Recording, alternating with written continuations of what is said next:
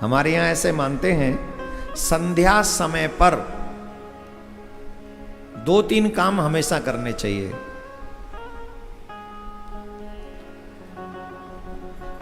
करने चाहिए 2-3 काम। और हम जो कहने जा रहे हैं शिव जी ने उसकी आज्ञा भी दे दी। बोले हाँ सही कह रहे हो एकदम। और 2-3 लोगों को भी पता चल गया कि हम क्यों कह रहे हैं ये बात। जिस बात को हमने अनुभव किया वो 2-3 लोगों ने और कर लिया। तो इसका मतलब परमिशन परफेक्ट है। जो हम कहने जा रहे हैं बात सही है। 2-3 काम शाम को अवश्य करने चाहिए।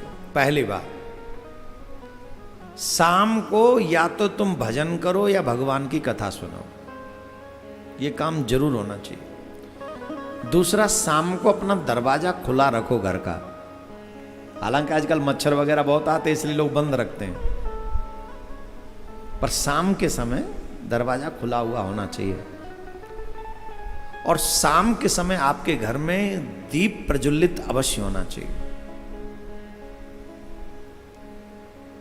और एक दीपक अगर तुम शाम को देहरी पे जलाओ तो कहना ही क्या है। थोड़ा सा जल छिड़क के वहां पर दीप जलाओ। अद्भुत लाभ है इसका, अद्भुत। शाम के समय ही क्यों? वैसे तो सभी वैष्णव लोग जो हैं वो तुलसी महारानी के आगे दीपदान करते ही हैं। इसमें तो कोई बड़ी बात नहीं, करना चाहिए।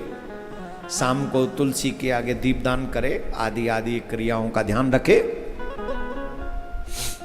लेकिन हम देहरी के दीपक की बात कर रहे हैं, देहरी की बात कर रहे हैं, दरवाजे की बात कर रहे हैं। शाम के समय क्यों?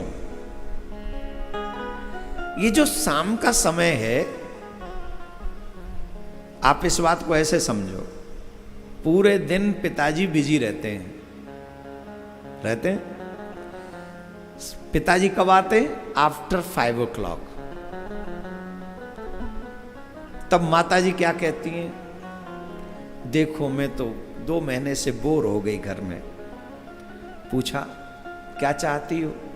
बोले चलो ना हम और आप बच्चे थोड़ा घूम के आते हैं, देख के आते हैं। तो पति कहते चलो चलते, गाड़ी निकालते हैं, कोई बात नहीं तुम्हारे लिए चलते। तो अपने बच्चों के साथ तब पिताजी बेंगलोर की मार्केट में, जहाँ प्लेस अच्छा हो, उनको लगता हो जहाँ की रिक्वायरमेंट देवी जी कर दें कि I want to go that place, तो फिर कहे इट्स ओके। अच्छा, वो देवियाँ मुझे बड़े घूर घूर के देख रही, बोले इतना भी अच्छा नहीं मिला हमें। और तुम जिन जिन को मिल गया है उनकी बात कर रहा हूँ, जिनको नहीं मिला वो तुम जानो, तुम्हारा काम जाने, हम क्या करें। कोई तो मिला, किसी को तो मिले ही हैं। ऐसे कईयों के पास हैं जो पत्नी कहती हैं वो देवता करते हैं। और मैं तो कह रहा हूँ अब ऐसे ही पतियों की जरूरत है कलयुग में। अपनी मत चलाया करो। सतयुग, त्रेता युग, द्वापर युग में पत्नी पतिव्रता होती थी। कलयुग में थोड़ा सा चेंज हो जाओ तो यहाँ पत्नी व्रता थोड़ा बनो, फायदे में रहोगे बेटा। तो पिताजी पति बच्चों को लेके घुमाने ले गए और घुमा के वापस आ गए। तो बताओ पत्नी को अच्छा लगा कि नहीं लगा? बच्चों को अच्छा लगा कि नहीं लगा? लगा कि नहीं? बोलो, लगा? हमारे पिताजी कौन है? बोले शंकर भगवान। माताजी कौन है? माँ पार्वती। एवरी इवनिंग में नगर भ्रमण पे निकलते हैं, वो अपने बच्चों को देखने के लिए निकलते हैं। हर शाम को शंकर भगवान और माँ पार्वती पूरे संसार जगत को देखने के लिए निकलते हैं। ये कर क्या रहे हैं? और जहां जहां अच्छी प्रवृत्तियां होती हैं वहां वहां माताजी ठहर जाती हैं। रुको ना थोड़ा, देखो नहीं बच्चे क्या कर रहे हैं, सब हम उन्हीं की संतान तो हैं।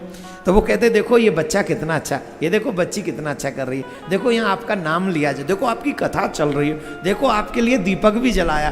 तब शंकर भगवान कहते अच्छी संतान है हमारी। और वहीं शाम को कुछ ऐसे भी संतान है भगवान की कि उनके कीड़े 5 बजे से चलते हैं। 4 बजे, 4:30 बजे ही उनके कीड़े जगते हैं। और जैसे ही ऑफिस फ्री, वो सीधे घर नहीं आते हैं, वो कहीं और ही चले जाते हैं और वहाँ पर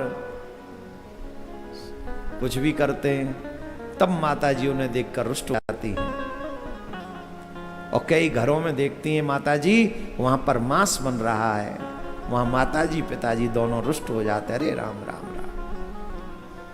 कई घरों में देखते हैं यहां पर स्त्री का अपमान हो रहा है, उल्टी सीधी हरकतें हो रही हैं, तब माता जी पिताजी को बड़ा कष्ट होता है, कितने भाग्य से इनको मानव जीवन मिला और ये कैसा अपना नाश करने पे लगे हुए, अरे राम राम राम, डूब मरना चाहिए इनको।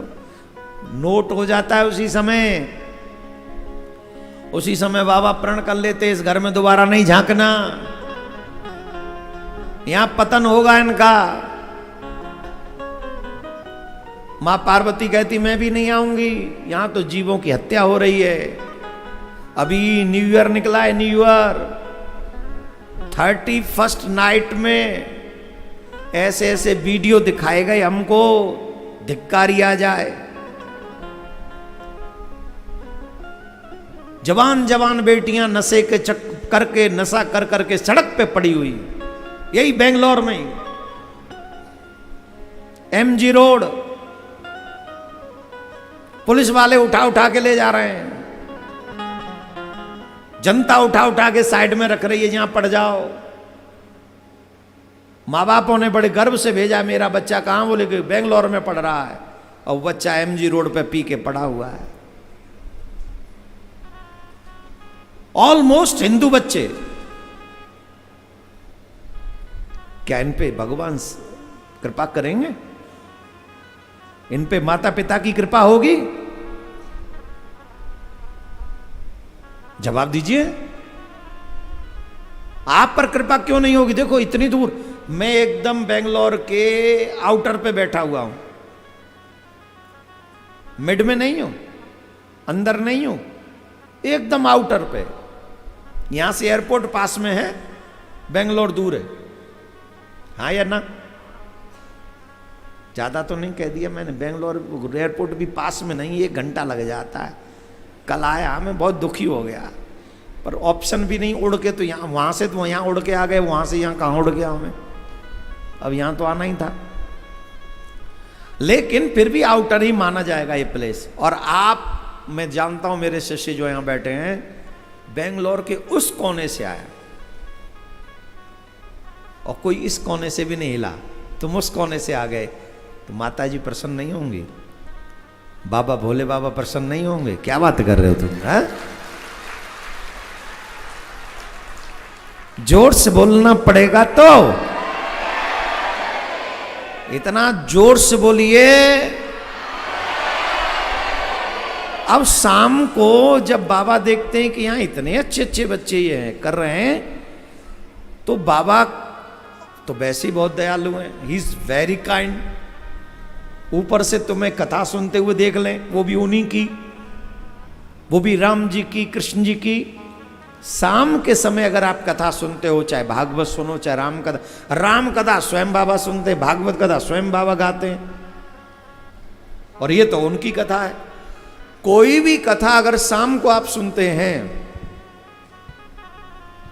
तो बाबा प्रसन्न होते हैं, मां पार्वती प्रसन्न होती हैं, बहुत कृपा करती हैं, बहुत।